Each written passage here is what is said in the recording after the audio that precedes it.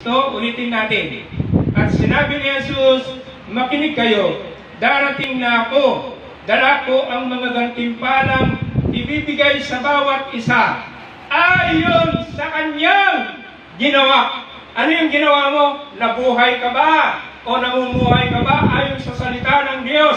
O namumuhay ka ba ayon sa salita ng ating Panginoong Jesucristo?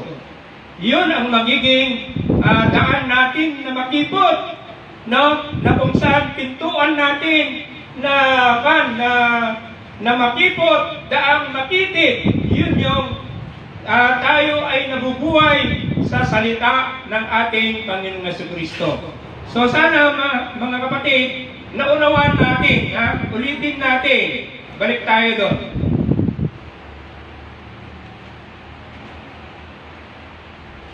Pumasok kayo sa makipot na pintuan. Ano yun ibig sabihin? Mamuhay kayo ayon sa salita ng ating Diyos. Mamuhay kayo ayon sa salita ng Panginoong Jesucristo. Sapagkat maluwang ang pintuan at malapad ang daang papunta sa kapahamakan. At ito ay dinaraanan ng marami. Kaya nga, maraming tao na sa akala mo yung mga